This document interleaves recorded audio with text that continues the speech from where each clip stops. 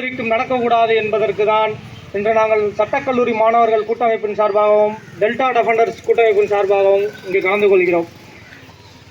காவல் ஆய்வாளர் ஷர்மிளா அவர்கள் இந்த பிரச்சனைக்கு முன்பு பார்த்தீங்கன்னா நடுக்காவேரி பகுதியிலேயே ராஜிகண்ணா அப்படின்னு சொல்லிட்டு ஒருத்தர் வீட்டை அடித்து உடைச்சிருக்காங்க. அது சம்பந்தமாக நீதிமன்றத்தை வழக்கு நிலுவையில் இருக்குது. இந்த நம்ம தங்கை கீர்த்திகா இறப்புக்கு முதல் நாள் பார்த்தீங்கன்னா நைட்டு 12 மணி வரைக்கும் பள்ளியாரத்தை சேர்ந்த ஒரு வயதான பெண்ணை இரவு 12 மணி வரைக்கும் காவல் நிலையத்தில் அழைத்து வைத்து மிரட்டி சித்திரவதை செஞ்சுருக்காங்க. இதெல்லாம் வெளியே தெரியாத அப்பட்டமான ஒரு பெண்ணுக்கு நடந்த அநீதி. தங்கை கீர்த்திகா அவர்களுடைய இறப்பு இது இயற்கைக்கு மாறான இறப்பு. தமிழக அரசும் மத்திய மாநில அரசுகள் இரண்டும் காவல் ஆய்வாளர் ஷர்மிளா அவர்களுடைய இந்த மிருகத்தனமான செயலை கண்டித்து உடனடியாக அவங்களை கைது செய்ய இந்த தமிழக காவல்துறை உயர் அதிகாரிகளுக்கு அழுத்தம் கொடுக்க வேண்டும். இங்கே நடுக்காவேரி மக்கள் பார்த்தீங்கன்னா எல்லாருக்கும் ஓட்டு போட்டிருப்பீங்க. இது வரைக்கும் பார்த்தீங்கன்னா அண்ணா திராவிட முன்னேற்ற கழகம், திராவிட முன்னேற்ற கழகம் எல்லாத்துக்கும் ஓட்டு போட்டிருப்பீங்க. உங்கள்கிட்ட பார்த்தீங்கன்னா தங்கை கீர்த்திகாவுடைய மரணத்துக்கு பணம் பேரம் பேசிக்கிட்டு இருக்காங்கிற தகவலை இன்னைக்கு காலையில் எனக்கு தெரிஞ்சிச்சு. நேற்றையும் நான் இந்த ஆர்ப்பாட்டத்தில் அண்ணன் தமிழர் தேச கட்சியோடைய நிறுவனர் கே அவர்களுடைய கலந்துக்கிட்டேன். இந்த காலையில் திமுக பொறுப்பாளர்கள் பார்த்தீங்கன்னா இதில் இந்த மாதிரி பணபலம் தரோம் முதலமைச்சர்கிட்ட சொல்லியிருக்கோம். முதலமைச்சர் எங்கே இருக்கார்? தமிழ்நாட்டில் தானே இருக்கார், வெளிநாட்டில் இல்லைல்ல. முதலமைச்சருடைய வீட்டில் அவங்களுடைய பேத்தியோ அவருடைய மகளோ மருந்து குடிச்சிட்டு இருந்திருந்தா நேரம் காவல் ஆய்வாளர் சிறைக்கு போகாமல் சுதந்திரமாக சுற்றிக்கிட்டு இருப்பாங்களா? இதே ஒரு பூச்சியை அடித்து வீடியோ போட்டவங்கன்னா காவல்துறை கைது செய்து புதுக்கோட்டை சிறையில் கடந்த 2022ஆம் ஆண்டு கைது செஞ்சு சிறையில் அடைச்சாங்க. இன்றைக்கி ஒரு பொண்ணுக்கு நடந்த அநீதியை காவல் உயர் அதிகாரிகள் இதை கண்டுக்காமல் இருக்காங்கன்னா அதுக்கு காரணம் என்ன? இதுக்கு பின்புலமாக இருக்கவங்க அரசியல்வாதிகள், தெரிஞ்சுக்கோங்க. அடுத்த முறை உங்கள் ஊருக்கு இந்த அரசியல்வாதிகள் எங்களுக்கு வாக்களிங்க, எங்களை வெற்றி பெற வைங்க, உங்களுக்கு அதை செய்கிறோம் இதை செய்கிறோம்னு ஆசைய வார்த்தையெல்லாம் கூறுவாங்க. கோட்டரை வச்சுக்கிட்டு ஓட்டு போட சொன்னால் நீங்கள் ஓட்டு போடுறீங்க. கேவலமாக இருக்குது இதெல்லாம் பார்க்கும்போது. இன்றைக்கி இந்த தங்கை கீர்த்திகாவுடைய உடல் எத்தனை நாளாக இருக்குது ஹாஸ்பிட்டலில்? 13 நாளாக இருக்குது. ஒரு பெண்ணுக்கு இந்த மாதிரி ஒரு கொடூரமான ஒரு விஷயத்தை பண்ணிட்டு இந்த காவல் ஆய்வாளர் சுதந்திரமாக சுற்றிக்கிட்டு இருக்காங்க. இதை யார் கேட்பீங்க? யார் கேட்கணும்? இதை நம்மளுடைய போராட்டம் அமைதியான முறையில் நடந்துக்கிட்டு இருக்கு. திடீர்னு காவல்துறை நண்பர்கள் என்ன பண்ணுவாங்கன்னா கலைக்க முயற்சி பண்ணுவாங்க. இது நான் உங்களுக்கு ஒரு அறிவுரையை சொல்கிறேன். எல்லாம் தேசிய கொடியை மேலே போத்திட்டு இங்கே போராட்டம் ரோட்டம் முடிச்சிங்கன்னா கூட உங்களை பிடிக்க மாட்டாங்க. புரியுதுங்களா? இந்த மாதிரி பெண்களுக்கு நடந்த அநீதியை 2021 காரைக்குடியில், சிவகங்கை மாவட்டம் காரைக்குடியில் பேசுகிறேன். பொள்ளாச்சியை போல் சிவகங்கை பாலியல் வழக்குன்னு என்னை 1 மாதம் காவல்துறை தூங்க விடாமல் அடிக்கிறாங்க. கடந்த 2022ஆம் ஆண்டு திருக்காட்டுப்பள்ளியிலேருந்து பூதூர் சாலையில் ஒரு மதுபான கூடம் இருக்குது. அதுக்கு எதிராக போய் போராடிக்கிட்டு இருக்கோம். பெண்களை ஒரு 7வது படிக்கிற மாணவியை பாட்டில் உடச்சி குத்துறாங்க. அதுக்கு போராடுறேன். என் மேலே ஒரு பொய் வழக்கு. 18 மாதம் புதுக்கோட்டை மாவட்ட சிறையில் இருக்கேன். நம்ம தம்பி தினேஷுக்கும் அதுதான் நடக்குதுங்க. ஒரு திரும்பி வாழ்கிறதுக்கு காவல்துறை தான் வாய்ப்பு கொடுக்கணும். என்ன குற்றம் செஞ்சுட்டாப்புல? பெருசா என்ன குற்றம்பா செஞ்சீங்க? தினேஷ் என்ன செஞ்சாப்புல?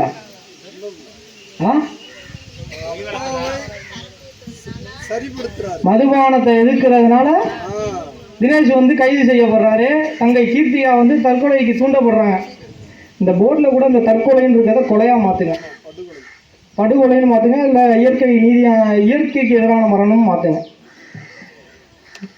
இந்த நடுக்காவேரி மக்களுக்கும் இந்த பகுதியில் இந்த திருக்காட்டுப்பள்ளி திருவையாறு சுற்றுவட்டார பகுதியில் இருக்க எல்லாத்துக்கும் என்னுடைய கோரிக்கை ஒன்றே ஒன்று தான். சாதி மதம் இனம் எல்லாத்தையும் கடந்து தங்கை கீர்த்திகாக்காண்டி நீதியை கேட்டு நடுத்தெருவில் இறங்கி போராடுவோம். இங்கே உட்காந்துட்டு போராடிட்டுலாம் இருந்தோம்னா ஒன்றும் பண்ண மாட்டாங்க, கண்டுக்கவே மாட்டாங்க. இது வரைக்கும் எத்தனை பத்திரிகையாளர் வந்தாங்க? இங்கே யாரும் வந்திருக்க மாட்டாங்க, யாரும் நியூஸ் போட மாட்டாங்க.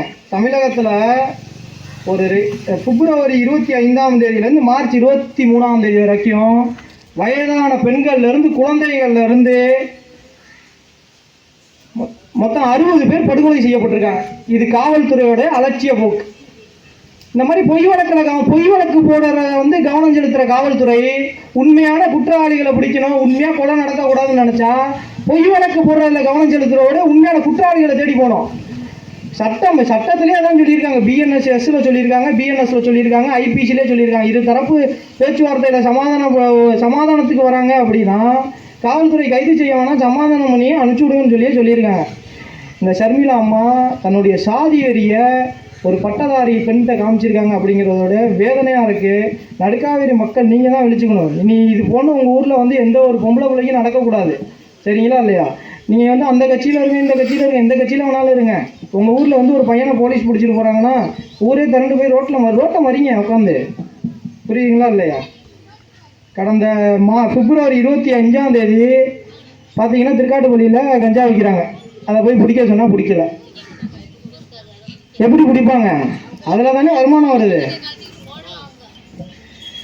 தொடர்ந்து இந்த தமிழகத்தில் தொடர்ந்து இது வரைக்கும் பார்த்தீங்கன்னா 2 மாத காலத்தில் தேவேந்திரகுல மக்கள்னு பார்த்தீங்கன்னா ஒரு 15 பேர், குறிப்பாக முக்கியமான நபர்கள் 15 பேரும் எல்லாம் சட்டக்கல்லூரி மாணவர்கள், நான் வந்து ஒரு பொறியியல் மாணவர்னு 15 பேரை கொண்டிருக்காங்க. இது வரைக்கும் காவல்துறை எந்த ஒரு குற்றவாளியும் இன்னே முடிக்கல. ஒரு வழக்கில் அது லஞ்சம் கொடுக்குறோம், வாங்கி தானே செய்வாங்க. ஒரு ஒரு ஒரு எடுத்துக்காட்டு சொல்கிறேன். இப்போ நீங்கள் இந்த சாராயத்தை அந்த சந்தையில் மதுபான கடையில் விற்கிற சாராயம் 24 மணி நேரம் விற்கிது. இதை பற்றி நான் பேசினேன்னா இப்போ போகும்போதே நான் பிடிச்சி கைது பண்ணிடுவாங்க. 2022 18 மாதம் சிறையில் இருந்திருக்கேன். நீங்கள் எனக்கு விசாரிச்சுக்கோங்க. திருக்காட்டுப்பள்ளி பக்கத்தில் என் பேர் தங்கதுரை. இப்போ சட்டக்கல்லூரி மாணவராக இருக்கேன். என் மேலேயும் நிறைய வழக்கெல்லாம் இருந்துச்சு. என் மேலே பார்த்தீங்கன்னா கொலை வழக்கு, ஒரு பொய்யான ஒரு கொலை வழக்கில் சேர்க்குறாங்க. ஒருத்தர் உதவி பண்ணிக்கிட்டு இருக்கேன், வழக்கில் சேர்க்கக்கூடாதுன்னு அவருக்கு வந்து CM செல்லுக்கு புகார் அனுப்புகிறேன். அதனால் தம்பி நீங்கள் வந்து அவருக்கு உதவி பண்ணிட்டீங்க, இந்த கொலை வழக்கில் உங்களை குற்றவாளியாக சேர்க்குறேன்னு சொல்லி 2017 எனக்கு அப்போ வயசு என்ன இருக்குன்னு நினைக்கிறீங்க? 17 வயசு. கொலை வழக்கில் சேர்க்குறாங்க. வழக்கை நான் விடுதலை வாங்கிட்டேன். ஆள் கடத்தி பணம் பறிச்சிக்கிட்டு இருக்காங்க திருக்காட்டுப்பள்ளியில் ஒரு 3-4 வருஷத்துக்கு முன்னாடி. அது யார் பேருன்னு சொன்னால் தங்கதுரை கடத்திக்கிட்டு இருக்காப்புலன்னு சொல்கிறாங்க. இந்த உட்காந்துருக்காரு பாருங்க, நம்ம ஒரு காவலர் ஜெயதானந்தம் உட்காந்துருக்காப்புல. அவர்லாம் என்னை பிடிக்க வருவாப்புல. எனக்கு இப்போ கடந்த 2023 ஜனவரி மாதம் ஒரு கேஸ் போடுறாங்க. ஒரு பொய் வழக்கு. சாக் பீஸை அரைச்சி கோலமாவை கலந்து போதைப் பொருள் வச்சுருந்தேன்னு கேஸ் போடுறாங்க. அந்த வழக்கு இப்போ பார்த்தீங்கன்னா கவர்னர் எடுத்து விசாரிச்சுட்டு இருக்காரு. வழக்கு வந்து நான் விடுதலை ஆகிட்டேன். வந்து பொய் சாட்சி சொல்கிறார். பேருந்து நிலையத்துக்கு காவல் நிலையத்துக்கு எதிர் தரப்பில் இருக்க பேருந்து நிலையத்தில் அந்த டைஜி ஃபேமிலி ஒரு போதைப் பொருள் நான் வித்துக்கிட்டு இருக்கேன். என்ன காரணம்னு கேட்டிங்கன்னா, காவல் ஆய்வாளராக இருந்த ஜெயக்குமார் அவர்கள் தொடர்ந்து எங்கள் பகுதியில் இளைஞர்களை கஞ்சாவுக்கு அடிமையாக்கிட்டு இருந்தார். அதை எதிர்த்து குரல் கொடுத்தேன். மதுபானத்துக்கும் கஞ்சாவுக்கும் எதிராக குரல் கொடுத்தா இந்த தமிழகத்தில் மாணவர்கள் வந்து கைது செய்யப்படுற ஒதுக்கப்படுறாங்க. அப்போ என்ன ஒரு முத்திரை குத்துறாங்க, இவன் ஜாதி வெறியாங்க அப்படிங்கிறாங்க. எந்த ஜாதி வெறியன்? காவல்துறையில தான் இரு தரப்பு இருக்கு. உயர் சாதி கீழ் சாதின்னு எல்லா மக்கள் தான், 2 கை 2 கால் தான் இருக்கு. புரியுங்களா இல்லையா? வாங்க, உங்க காவல்துறை என்னென்ன ஊழல் பண்ணுதுன்னு என்கிட்ட அனைத்து பட்டியலும் வச்சிருக்கேன். ஒரு நாளைக்கு 10,000 ரூபா வசூல் பண்ணிட்டு இருக்காங்க மணல் அடிக்க திருக்காட்டுப்பள்ளியில். ஒரு வக்கீலை வச்சுக்கிட்டு வசூல் பண்ணிட்டு இருக்காங்க. நானே சட்டக்கல்லூரி மாணவர் தான். புரியுதுங்களா? ஒரு வக்கீல் வசூல் பண்ணி கொடுத்துட்டு இருக்காப்புல. 24 மணி நேரம் ஸ்டேஷன்ல தான் இருப்பாப்புல. வக்கீல் வந்து அவர் வக்கீல் தொழில் செய்யல, போலீஸ் வந்து வக்கீல் மாதிரி நடிச்சிட்டு இருக்காப்புல போல. புரியுங்களா இல்லையா? இந்த மாதிரி நம்ம தம்பி தினேஷை வந்து இந்த மாதிரி அவர் தங்கை வந்து தினேஷுக்காண்டி தங்க உயிரை கொடுத்து இந்த அளவுக்கு வந்து இது பண்ணியிருக்காங்க. இதுக்கு வந்து கிராம மக்கள் வந்து இவ்வளோ ஒத்துமையாக இவ்வளோ பேர் வந்து உட்காந்துருக்கீங்கன்னா ரொம்ப பெருமையாக இருக்குது. உங்களுக்கெல்லாம் என்னுடைய நன்றியை தெரிவித்துக் கொள்கிறேன். இந்த பிரச்சனையை நீதிமன்றத்துடைய உத்தரவு வர காத்திருந்து பொறுத்திருந்து பார்ப்போம். இல்லையா இங்கே உட்காந்து போராட்டம் பண்ணுறதை நேராக நீதிமன்ற வாசலில் உட்காந்து போராட்டம் பண்ணுவோம். சரிங்களா? நாங்கள் சட்டக்கல்லூரி மாணவர்கள் தமிழகம் முழுவதும் 3000 பேர் இருக்கோம். அகில இந்திய சட்டக்கல்லூரி மாணவர்கள் கூட்டமைப்புன்னு இருக்கோம். எல்லா இடத்துலையும் போராட்டத்தில் இறங்கி போராட்டம் பண்ண சொல்லுவோம். என்ன போராட்டம் பண்ணும்போது இப்படி உட்காந்துருந்தா வெறும் சும்மா எல்லாம் உட்காந்துருந்தாலும் வந்து போலீஸ் வந்து வலுக்கட்டாயமாக வேனில் ஏற்றுவாங்க. தேசிய கொடியை மேலே போட்டு நம்ம உட்காந்துருந்தோம்னா எப்படி வந்து நம்மளை பிடிப்பாங்க? பிடிச்சாங்கன்னா நம்ம தள்ளி விட்டாங்கன்னா தேசிய கொடி அவங்க வச்சா அவங்க மேலே வழக்காயிடும். புரியுதுங்களா இல்லையா? அது மாதிரி தேசிய கொடியை நீங்கள் இங்கே உட்காந்துருக்க எல்லாத்துக்கும் என்னோட அறிவுரையாக சொல்கிறேன். கண்டிப்பாக ஒரு போராட்டம் வந்து அரசுக்கு எதிராகவோ காவல்துறைக்கு எதிராக நடக்குதுன்னா அதுக்கு எதிராக நம்ம மேலே ஒடுக்குமுறை என்ன பண்ணுவாங்க? நம்மளை வலுக்கட்டாயமாக இங்கே வந்து அப்புறப்படுத்த நினைப்பாங்க. நீங்கள் தயவு செஞ்சு சொல்கிறேன், இங்கே இருக்க மக்களுக்கு என்னுடைய சார்பாக கூட வாங்கி தரேன். தேசிய கொடியை மேலே போத்திட்டு அதுக்கப்புறமா போராட்டத்தில் உட்காருங்க. அந்த ஒரு காவல் உதவி ஆய்வாளர் போயிட்டு இருக்காரு பாருங்க, நல்ல மனிதர், உண்மையாவே நல்ல மனிதர். நிறைய பேருடைய வாழ்க்கையை காப்பாற்றிட்டு இருக்காரு. ஆனால் இந்த இருந்திருந்தாருன்னா இந்த மாதிரி ஒரு பிரச்சனை நடந்திருக்காது. ஷர்மிளாங்கிற ஒரு காவல் ஆய்வாளர்களோட ஒரு மனநல பாதிக்கப்பட்டவர் தான் நான் சொல்லுவேன். இதனால எனக்கு வழக்கு போட்டாலும் நான் அதை பெருமையாக ஏற்றுக்கிறேன், ஒன்றும் பிரச்சனை இல்லை. தயவு செஞ்சு இனி வரும் காலங்களில் சொல்கிறேன், ஒரு கிராமத்தில் வந்து ஒருத்தரை வந்து காவல்துறை அதிகாரி கூட்டிகிட்டு போகிறாங்க, இந்த மாதிரி விசாரணைக்கு போகணும், இந்த மாதிரி உங்களை விசாரிக்கிறாங்கன்னா உங்கள்கிட்ட மற்ற கிராமமும் திரண்டு போங்க. அப்போ தான் பயப்படுவாங்க காவல்துறை.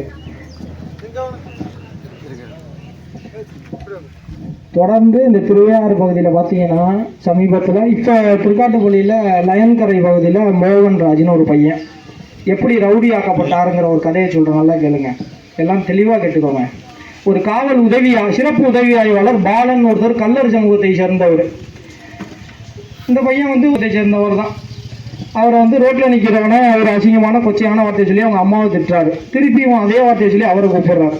திட்டியா அவங்க வாழ்க்கையை சீரழிச்சதுன்னு சொல்லி மணல் கடத்தினான்னு கேஸ் போடுறது, பாட்டில் விற்றான்னு கேஸ் போடுறது, அடுத்து கஞ்சா குடித்தான்னு கேஸ் போடுறது, டூ வீலரை திருடிட்டான்னு கேஸ் போடுறது, மாட்டை திருடிட்டான்னு கேஸ் போடுறது, இதுதான் வேலை. அதில் இந்த சாட்சி சொல்ல மனசாட்சியே இல்லாமல் இந்த காவல் நிலையத்தில் வேலை பார்க்குறாங்க பாருங்கள், அவங்க தான் சாட்சியாக போடுவாங்க. அவங்க சொல்கிற சாட்சி நிற்காத அடுத்த பிரச்சனை. அந்த பையனுடைய தாய் இறந்துட்டாங்க இப்போ சமீபத்தில். நாங்கள் தான் வந்து அவர் இடைக்கால பிணை எடுக்கிறோம். ஒரு நாள் பிணை கொடுக்குறாங்க. பெற்ற தாய் இறந்ததுக்கு ஒரு நாள் பிணை. காரணம் என்ன? அவன் ஏதாவது உயர்சாதியில் இருந்தால் பணம் ஒரு 10 கோடி ரூபா 20 கோடி ரூபான்னு கொடுத்து நிரந்தர பிணை வாங்கியிருப்பான். ஒன்றுமே இல்லாத அப்பாவி ஒரு நாள் அவனுடைய தாய் இறந்ததுக்கு ஒரு நாள் பிணை கொடுக்குறாங்க. கண்ணீர் விட்டு அழுகுறான். நீதிமன்றத்தில் முறையிடுறோம். காவலர்கள் அதுக்கு எதிர்ப்பு தெரிவிக்கிறாங்க. கேட்டால் அவங்களே 20 வழக்கு இருக்குங்கிறாங்க. யார் போட்ட வழக்கு? 20 செல்ஃபோன் யார்கிட்ட கொடுங்கண்ணா? போலீஸ் போய் என்ன பண்ணுவாங்கன்னா, இந்த திருட்டு கேஸில் உள்ளவங்கலாம் பார்த்தீங்கன்னா ஒரு 100 ஃபோன் திருட்டிட்டு வருவான். அவன்கிட்ட 50 ஃபோனை திருடினான்னு கணக்கு சொல்கிறான்னு சொல்லுவாங்க. 50 ஃபோனை போலீஸ் வீட்டுக்கு எடுத்துகிட்டு போயிடுவாங்க. நான் சொல்லிட்டுங்களா எத்தனை பேர் வீடு கட்டிக்கிட்டு இருக்காங்கன்னு? திருக்காட்டுப்பள்ளியில் ஒருத்தர் 40 லட்ச ரூபாய் வீடு கட்டியிருக்காரு. ஏன் இந்த சொந்த ஊர்லேயே வேலை பார்க்கணும்னு ஆசைப்படுறீங்க?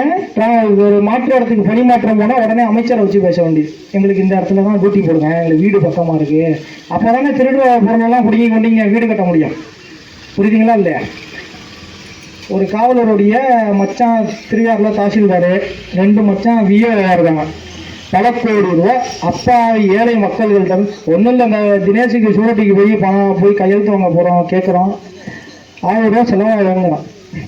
இந்த வீடியோ கூட இருக்குது, ஃபோட்டோனாலும் காட்டுறேன். இந்த மாதிரி அயோக்கியத்தனத்தை பண்ணுறதே அரசு அதிகாரிகள் தான். அரசு அதிகாரிகள் ஒரு பிரச்சனையில் உங்கள்கிட்ட மாட்டுறாங்கன்னா விடாதீங்க. அது சொந்த அண்ணனாக இருந்தாலும் சரி, தம்பியாக இருந்தாலும் சரி. என்னுடைய தந்தை காவல் ஆய்வாளர் தான். எங்கள் அக்கா காவல் உதவி ஆய்வாளராக கோயம்புத்தூரில் இருக்குது. எங்கள் அக்காவால் பாதிக்கப்பட்ட ஒரு ஏழை இளைஞருக்காக எங்கள் அக்கா மேலேயே வழக்கு போட்டிருக்கேன். விசாரிச்சு பாருங்கள் யாராவது காவல்துறை அதிகாரிகள் இருந்தால். அதனால சொந்த அண்ணன் தம்பி யார் போலீஸாக இருந்தாலும் சரி, விஓவாக இருந்தாலும் சரி, எந்த அரசு அதிகாரின்னு போயிட்டாவே திருடனா மாற்றிடுவாங்க. புரியுதுங்களா இல்லையா?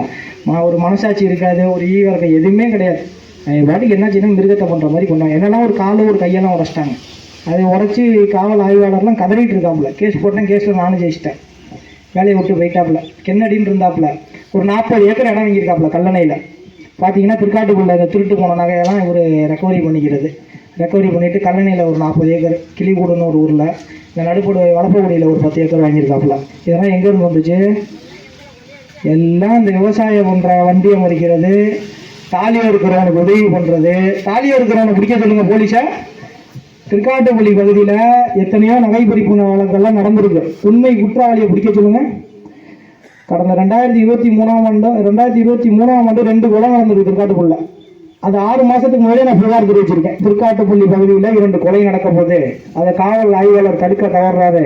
2 தரப்பையும் காவல் ஆய்வாளரே ஏற்றிருக்காரு. தம்பி நீ இவனை கொன்று, இல்லைன்னா அவன் உன்னை கொன்றுவான். தம்பி நீ இவனை கொன்று, இல்லை இவன் உன்னை கொன்றுவான். ஒரு கவுன்சிலர், முன்னாள் அதிமுக கவுன்சிலர் பிரபுன்னு கொலை செய்யப்பட்டிருக்காப்புல. அடுத்து பார்த்தீங்கன்னா ஒரு மணல் குவாரியை எடுத்து ஒரு நபர் கேட்குறாப்புல. அவர் மேலே வழக்குகள் இருக்குதான். வழக்குகளை ஒருத்தன் வந்து கொலை வழக்கில் மாட்டிட்டானா அவன் போய் உண்மையாக வெட்டியிருக்க மாட்டான்.